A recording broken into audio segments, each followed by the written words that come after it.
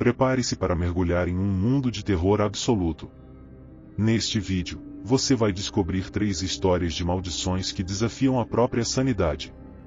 Histórias sombrias e perturbadoras que revelam o verdadeiro horror que esconde as trevas. A coragem é sua única arma. Boa sorte! A maldição do hospital abandonado. No coração de uma densa floresta nos arredores de Paraty, no Brasil, erguia-se um hospital abandonado que havia sido centro de inúmeras lendas e rumores. Construído na década de 1920, o Hospital Santa Helena foi originalmente um sanatório para pacientes com doenças contagiosas. No entanto, devido à falta de recursos e à escassez de pessoal qualificado, o lugar se deteriorou rapidamente e foi cenário de terríveis acontecimentos, negligência, mortes inexplicáveis e desaparecimentos misteriosos. Fechado em 1945, o hospital foi esquecido por muitos, mas não por todos. Os moradores locais evitavam a área, dizendo que ela estava amaldiçoada. Histórias de gritos à noite, figuras fantasmagóricas e estranhas luzes continuavam a circular. Apesar disso, um grupo de jovens investigadores paranormais, liderados por Laura e Manuel, decidiu explorar o local para um documentário que esperavam que os tornasse famosos. Laura, uma apaixonada pelo oculto, havia passado anos coletando informações sobre o hospital. Convencera seu melhor amigo Manuel, um cético com experiência em filmagem, a se juntar à expedição. Com eles, foram mais 2 amigos e Sofia, uma médium que afirmava poder se comunicar com espíritos, e Júlio, um técnico de som e especialista em equipamentos de gravação. Na noite anterior à partida, o grupo se reuniu para discutir os detalhes. Laura desenrolou um mapa antigo e empoeirado do hospital, apontando as áreas-chave que queriam explorar: a sala de tratamento, o porão e o necrotério. Se conseguirmos capturar algo significativo, este documentário será nosso grande sucesso, disse Laura, seu entusiasmo contagiando os outros. Ao amanhecer, carregaram seus equipamentos em um jipe e seguiram em direção à floresta. A estrada logo se transformou em uma trilha estreita, e finalmente, o hospital abandonado surgiu entre as árvores, imponente e em ruínas. A visão do edifício fez até mesmo Manuel sentir um calafrio. Decidiram começar a exploração ao anoitecer, quando, segundo as lendas, a atividade paranormal era mais intensa. Montaram seu acampamento perto da entrada principal e aguardaram. Quando a escuridão envolveu a floresta, acenderam suas lanternas e entraram no hospital, a porta de ferro enferrujada rangendo como um lamento. O interior estava coberto de poeira e teias de aranha, com pichações nas paredes e móveis quebrados espalhados pelo chão. O grupo se movia com cautela, gravando cada passo e comentando suas descobertas em voz baixa. Sofia, com sua habilidade de médium, liderava o caminho, garantindo que sentia presenças inquietas ao seu redor. Na antiga sala de tratamento, encontraram equipamentos médicos obsoletos e camas enferrujadas. Laura começou a fazer perguntas em voz alta, esperando obter alguma resposta dos espíritos que supostamente habitavam o lugar. De repente, Júlio notou que a temperatura caía abruptamente, e Manuel capturou na câmera uma figura borrada atravessando a sala. "Você viu isso?" exclamou Manuel, olhando incrédulo para a tela da câmera. Laura assentiu, empolgada. "Estamos fazendo história", disse, sentindo que seu esforço finalmente estava dando frutos. Decidiram descer ao porão, um lugar que, segundo as histórias, era o epicentro da atividade paranormal. A escada que levava a ele estava em mau estado, e o ar ficava mais frio e denso a cada passo que davam. Ao chegar, encontraram um longo corredor com portas fechadas de ambos os lados. A umidade e o mofo impregnavam o ar, e uma sensação de opressão os envolvia. Abriram uma das portas e entraram em uma pequena sala. Ao iluminá-la, viram maçãs cobertas de poeira e manchas escuras nas paredes. Sofia parou de repente, o rosto pálido e os olhos cheios de terror. "Há algo aqui", sussurrou, a voz trêmula. Antes que pudessem reagir, a porta se fechou bruscamente atrás deles, aprisionando-os. O pânico tomou conta do grupo. Manuel tentou abrir a porta, mas ela estava trancada do outro lado. Júlio verificava seu equipamento quando notou que as gravações haviam parado sem motivo aparente. Laura tentou acalmar todos, lembrando-os de que precisavam manter a calma e continuar filmando. De repente, um sussurro foi ouvido na escuridão. Era uma voz suave e distante, mas claramente inteligível. Ajudem-me, dizia. Por favor, ajudem-me. A médium, Sofia, sentiu uma presença esmagadora e começou a chorar. Eles sabem que estamos aqui, disse. Estão nos observando. Finalmente, conseguiram abrir a porta e sair da sala. Decidiram explorar as outras salas, esperando encontrar respostas sobre as almas presas no hospital. Em uma das salas, encontraram antigos arquivos médicos. Laura começou a examiná-los, descobrindo histórias aterrorizantes de pacientes que foram submetidos a tratamentos desumanos e experimentos cruéis. Um paciente em particular, uma jovem chamada Maria, havia sido internada por uma doença desconhecida. Os médicos a submeteram a testes dolorosos, e segundo os arquivos, ela morreu em circunstâncias misteriosas. Diziam que seu espírito ainda vagava pelo hospital, buscando justiça. Armados com essa nova informação, decidiram tentar se comunicar com o espírito de Maria. Sofia liderou uma sessão espírita, pedindo a Maria que se manifestasse. O ambiente tornou-se mais tenso, e a temperatura caiu ainda mais. De repente, a médium entrou em transe, falando com uma voz que não era a sua. Eles me machucaram, disse a voz. Não posso descansar. Laura e Manuel tentaram fazer mais perguntas, mas a sessão foi bruscamente interrompida quando uma força invisível empurrou Sofia, fazendo-a cair no chão. O grupo correu para ajudá-la, mas antes que pudessem fazer qualquer coisa, uma sombra escura apareceu no corredor, se aproximando lentamente. A sombra avançava, e uma sensação de pavor absoluto tomou conta de todos. Júlio tentou filmar a entidade, mas sua câmera parou de funcionar. Manuel gritou que precisavam sair dali, e todos correram em direção às escadas. No entanto, o caminho parecia interminável, e as sombras os seguiam, sussurrando e rindo com vozes macabras. Ao chegarem ao andar principal, encontraram a saída bloqueada por escombros. Desesperados, procuraram outra forma de escapar. Laura lembrou-se de ter visto uma janela quebrada em uma das salas e guiou o grupo até lá. A tensão era palpável, e cada segundo que passavam no hospital parecia eterno. Conseguiram chegar à sala com a janela quebrada. Manuel e Júlio quebraram os pedaços restantes de vidro e ajudaram todos a sair. Uma vez fora, correram para o acampamento sem olhar para trás. O hospital ficou para trás, mas as sombras e os sussurros pareciam segui-los, mesmo na escuridão da floresta. De volta ao acampamento, o grupo tentou recuperar o fôlego. Sofia, ainda pálida e tremendo, explicou o que havia sentido. Maria não é o único espírito preso lá, disse. Há muitos outros, todos sofrendo. Algo sombrio os mantém prisioneiros. Laura, embora aterrorizada, sabia que precisavam fazer algo com as informações e as gravações que haviam conseguido. Revisaram o material, surpresos ao encontrar imagens e sons inexplicáveis, vozes, sombras e mudanças bruscas de temperatura. Decidiram voltar para a cidade e compartilhar suas descobertas com um especialista em paranormalidade, esperando obter respostas e ajuda para libertar os espíritos presos. No entanto, enquanto se preparavam para partir, notaram que o ambiente ao redor ficava mais estranho. Os sons da floresta silenciaram, e uma névoa espessa começou a cercar o acampamento. Antes que pudessem reagir, uma figura emergiu da névoa. Era a sombra que haviam visto no hospital, agora claramente visível à luz da lua. A entidade movia-se com uma fluidez antinatural, aproximando-se do grupo. Ela nos seguiu, sussurrou Sofia com medo na voz. A figura parou diante deles, e a temperatura caiu novamente. Laura, reunindo toda a sua coragem, falou diretamente à sombra. Quem é você e o que quer de nós? Perguntou, a voz firme, mas trêmula. A sombra respondeu com uma voz profunda e ressonante. Sou o guardião deste lugar, disse. Minha tarefa é garantir que as almas aqui não encontrem paz. Mas vocês perturbam meu domínio, e devem pagar o preço.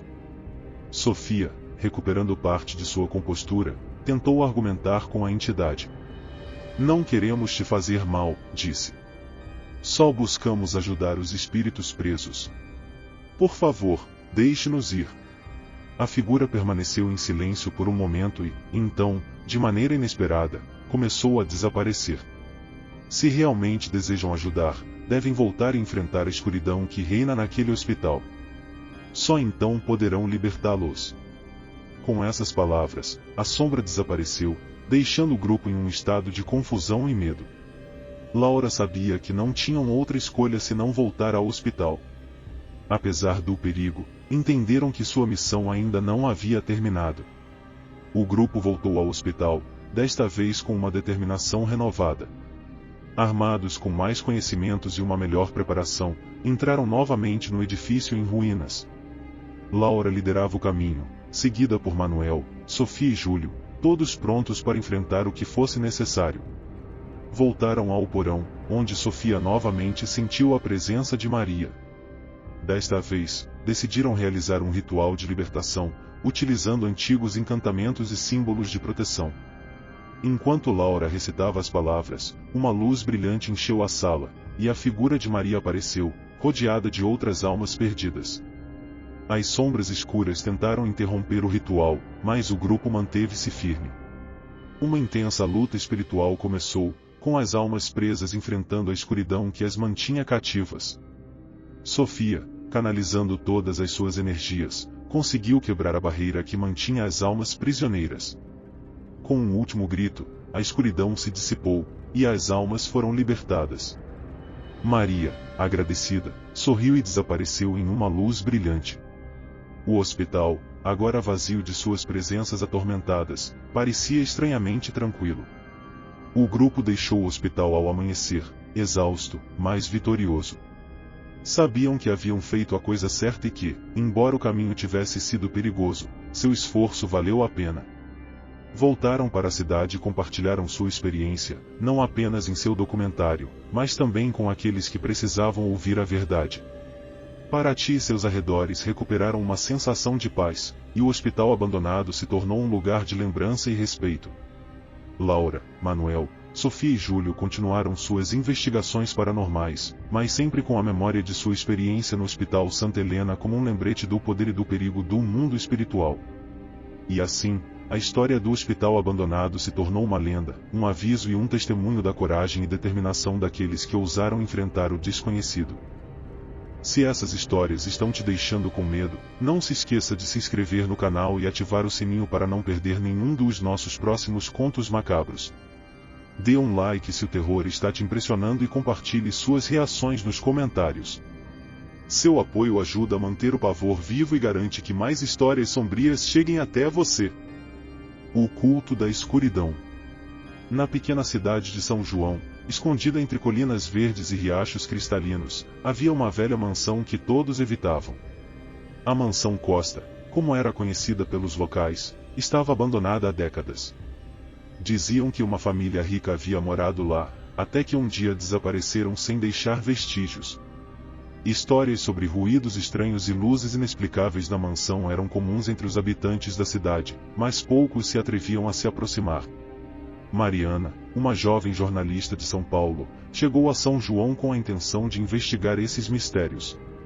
Ela havia ouvido histórias sobre a mansão e queria escrever um artigo que misturasse o folclore local com a realidade. Alugou uma pequena casa no centro da cidade e começou a coletar informações. Os moradores eram relutantes em falar sobre a mansão. É um lugar amaldiçoado, dizia a dona Célia, a idosa que vendia flores na praça. Coisas ruins aconteceram lá. Melhor esquecer essa mansão. Mas Mariana não se intimidou. Sua curiosidade e desejo de descobrir a verdade a levaram a investigar mais a fundo. Uma tarde, Mariana decidiu visitar a mansão. O sol estava se pondo quando ela chegou à entrada principal, onde um portão enferrujado marcava o limite da propriedade. A mansão, embora deteriorada, ainda mantinha uma aura de grandiosidade. As janelas quebradas e as paredes cobertas de era lhe davam um aspecto sinistro. Ela empurrou o portão com esforço e caminhou pelo caminho coberto de mato até a porta principal. Com uma lanterna na mão, abriu a porta, que rangeu de forma ominosa. O interior estava escuro e frio, com o cheiro de mofo impregnando o ar. Mariana avançou lentamente, explorando cada cômodo. Tudo estava coberto de poeira e teias de aranha, mas ela não encontrou nada fora do comum. Quando chegou ao porão, notou uma mudança no ambiente. O ar ficou mais denso e a escuridão mais opressiva. Acendeu sua lanterna e desceu as escadas. No porão, encontrou um velho altar com símbolos estranhos entalhados na pedra. No centro do altar, havia um livro antigo com uma capa de couro preto. Mariana abriu o livro com cuidado e começou a ler. Estava escrito em um idioma antigo, mas algumas palavras lhe eram familiares. Culto da escuridão, murmurou para si mesma. Sentia uma mistura de fascínio e medo. Decidiu levar o livro para estudá-lo com mais detalhes em casa. Naquela noite, Mariana ficou até tarde tentando traduzir o livro. As páginas estavam cheias de rituais e feitiços, todos relacionados a invocar uma entidade sombria. À medida que avançava na leitura, começou a sentir uma presença na sala. Uma sombra parecia se mover no canto de sua visão periférica, mas quando virava a cabeça, não havia nada. O livro falava de um grupo de pessoas que havia vivido na mansão, dedicadas a praticar esses rituais. Mencionava um líder, Dom Henrique Costa, que havia feito um pacto com a entidade em troca de poder e riqueza. Mariana entendeu que o desaparecimento da família Costa não havia sido uma simples fuga, mas o resultado de suas práticas sombrias. As palavras do livro pareciam ganhar vida própria. Sentia que algo a observava, que a escuridão na mansão não havia se dissipado. Decidiu que precisava voltar e buscar mais respostas. A segunda visita à mansão foi mais aterrorizante. Mariana levou uma câmera e um gravador de áudio para documentar qualquer atividade paranormal. Entrou novamente no porão e ligou seu equipamento. Enquanto explorava, captou ruídos estranhos e vozes sussurrantes no gravador. "Quem está aí?", perguntou em voz alta, mas não obteve resposta. De repente, uma figura escura apareceu no fundo do porão. Mariana sentiu um frio intenso e seu coração disparou. A figura se aproximou lentamente, embora não tivesse rosto, ela sentia um olhar penetrante sobre si. Correu em direção à saída, mas as escadas pareciam intermináveis. Finalmente, conseguiu sair e fechou a porta atrás de si, respirando com dificuldade. De volta à sua casa, revisou as gravações. As vozes sussurravam seu nome e repetiam palavras que ela não compreendia. Sentia que estava em perigo, mas seu desejo de descobrir a verdade era mais forte que o medo. Mariana decidiu que precisava realizar um dos rituais descritos no livro para compreender completamente o que havia acontecido na mansão. Preparou tudo o que era necessário e esperou até que fosse meia-noite. O ritual requeria velas pretas, um círculo de sal e a repetição de certos feitiços. Com o coração acelerado, acendeu as velas e começou a recitar as palavras do livro. O ar ficou mais pesado e uma sombra começou a se formar no centro do círculo de sal. Mariana continuou, apesar do terror que sentia. A sombra tomou a forma de um homem, e embora seu rosto estivesse borrado, sabia que era Dom Henrique Costa. "Por que você está aqui?", perguntou Mariana com a voz trêmula. A figura não respondeu, mas em sua mente, ouviu uma voz que dizia: "E nós não fomos embora. Estamos presos aqui, por nossa própria ambição." Mariana compreendeu que os espíritos da família Costa estavam presos na mansão, condenados a vagar eternamente por suas ações. Decidiu que precisava libertá-los de seu tormento. Com o livro em mãos, retornou à mansão uma última vez. Desta vez, estava decidida a acabar com a maldição. Preparou o altar no porão e começou um ritual de exorcismo descrito nas últimas páginas do livro. As velas tremeluziam e, mais uma vez, a sombra de Dom Henrique apareceu. Mariana recitou as palavras com firmeza, sentindo a energia sombria agitar-se ao seu redor. A sombra se contorcia e gritava, mas ela não parou. Finalmente, uma luz brilhante encheu o porão e a sombra desapareceu. O ar ficou leve e a opressão desapareceu. Ela saiu da mansão com o livro em mãos, sentindo uma paz que não havia sentido antes. Sabia que havia libertado os espíritos presos e que a mansão finalmente estava em paz. No entanto, a experiência havia mudado para sempre. Mariana escreveu seu artigo, revelando a verdade sobre a mansão Costa e o culto da escuridão. Sua história chamou a atenção de muitos, e embora alguns a tivessem por louca, outros a consideraram uma heroína. Decidiu doar o antigo livro a uma universidade para que fosse estudado por especialistas, na esperança de que nunca mais fosse usado para o mal. Apesar de ter enfrentado e vencido a escuridão, Mariana sabia que jamais esqueceria o que havia visto e sentido. A mansão ficou abandonada novamente, mas desta vez, sem a presença sinistra que havia atormentado os habitantes da cidade. Mariana continuou sua carreira como jornalista, mas sempre carregava consigo um pequeno amuleto de proteção, um lembrete de que havia enfrentado a escuridão e saído vitoriosa. No entanto, nas noites mais tranquilas, ainda podia sentir uma leve brisa fria, como se os espíritos agradecidos da mansão Costa a protegessem desde o além. Se você está gostando deste banquete de terror, não se esqueça de se inscrever no canal para não perder as próximas histórias que vão gelar a sua espinha. Deixe seu like se os calafrios estão valendo a pena e compartilhe nos comentários o que você achou ou se já passou por algo similar. Sua interação é fundamental para continuarmos trazendo o melhor do medo diretamente para você. O eco do passado. Na pequena cidade costeira de Angra dos Reis, onde o mar se encontra com a terra em um abraço eterno, vivia uma família de pescadores que tinha as ondas como seu lar. A cada amanhecer, os irmãos João, Pedro e Antônio embarcavam em seu velho barco, a Sereia, com a esperança de retornar com uma boa pesca para vender no mercado local. Eram homens fortes e corajosos, habituados às intempéries do mar e às histórias que ele guardava em suas profundezas. Certa manhã, João decidiu explorar uma nova área de pesca, mais afastada da costa e menos frequentada. Ouviu rumores sobre grandes cardumes nessa região, mas também sobre estranhos desaparecimentos e barcos fantasmas. No entanto, a promessa de uma grande captura era tentadora demais para ser ignorada. Ao nascer do sol, a sereia partiu, cortando as águas com sua proa enquanto os três irmãos se preparavam para um dia de trabalho árduo, mas cheio de esperança.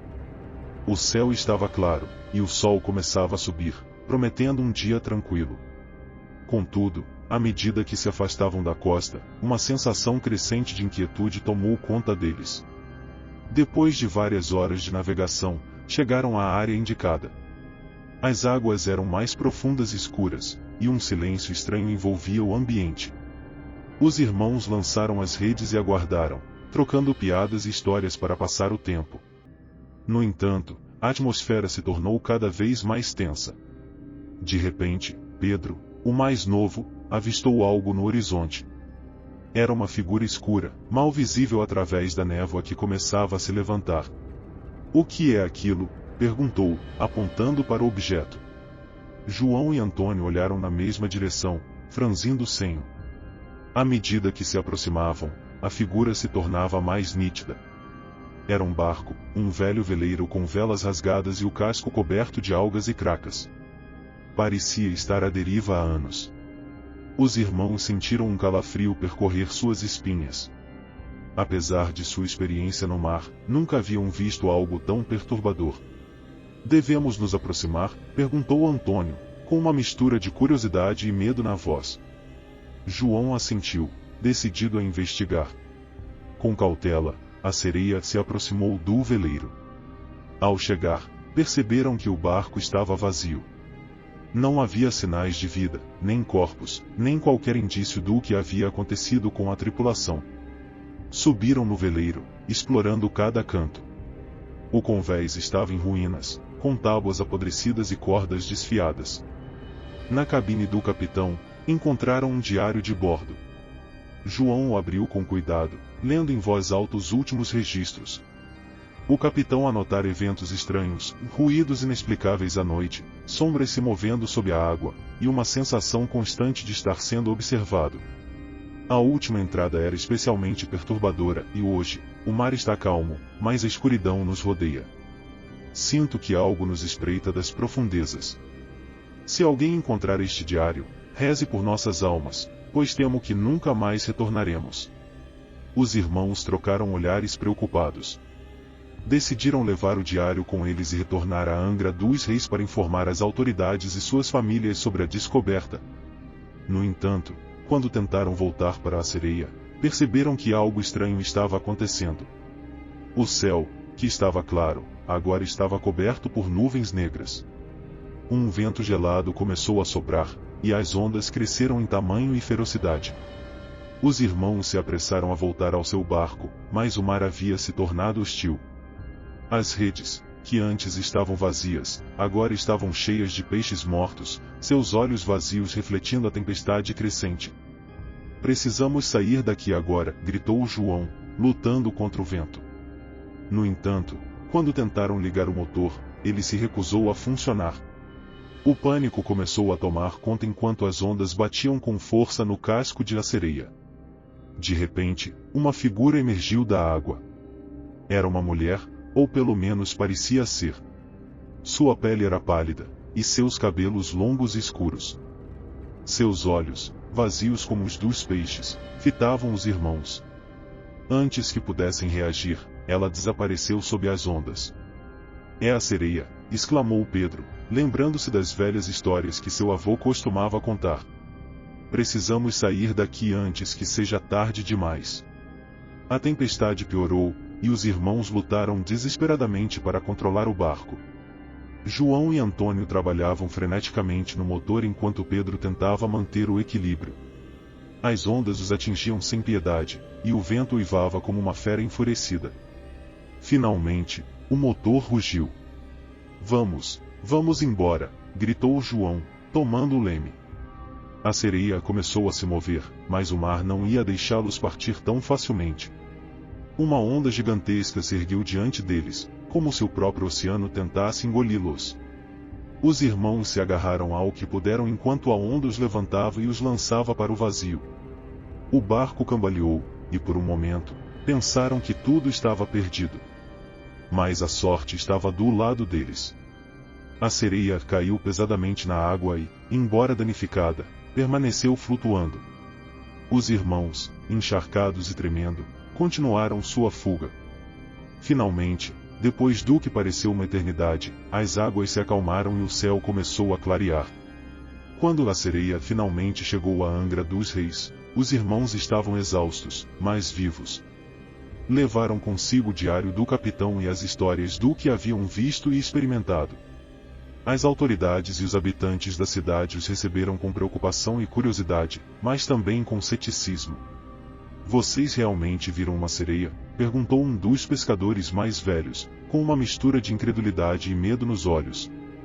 João assentiu, mostrando-lhe o diário e relatando os eventos.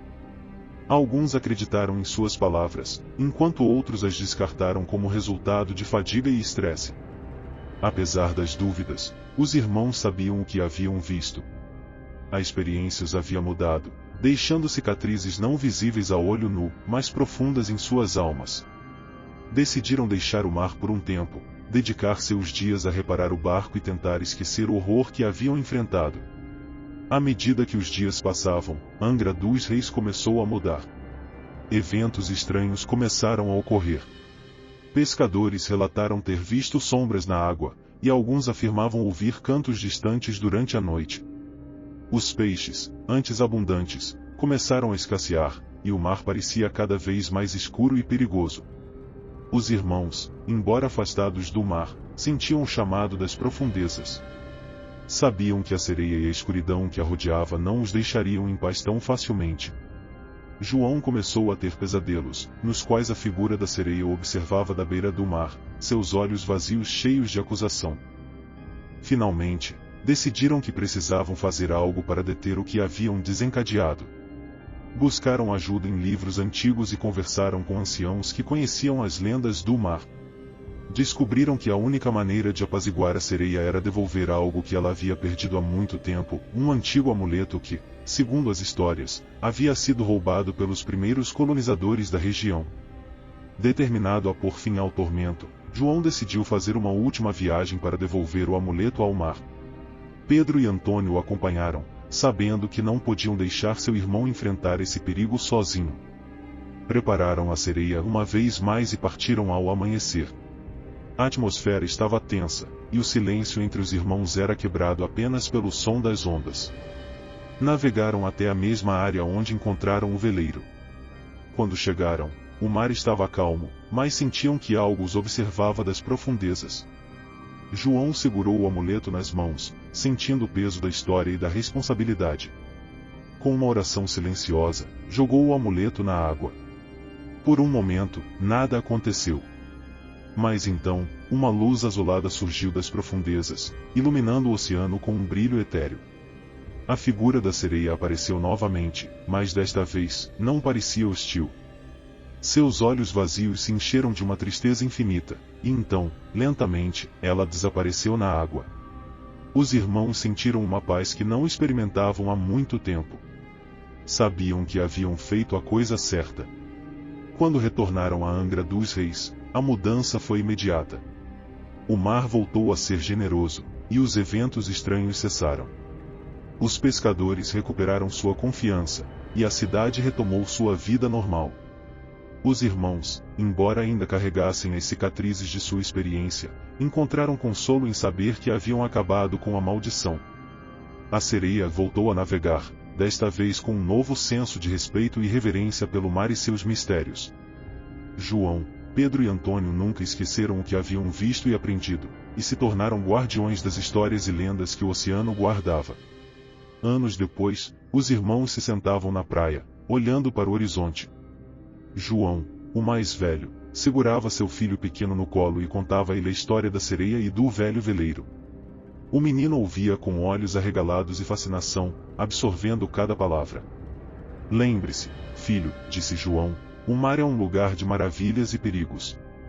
Devemos respeitá-lo e nunca esquecer que, às vezes, o passado pode voltar para nos lembrar dos nossos erros. O menino assentiu, e juntos, observaram o sol se pôr sobre o oceano, sabendo que, embora as histórias do passado pudessem ser assustadoras, também eram um lembrete da força e coragem necessárias para enfrentá-las e superá-las. Sobreviver a essas histórias não é para qualquer um.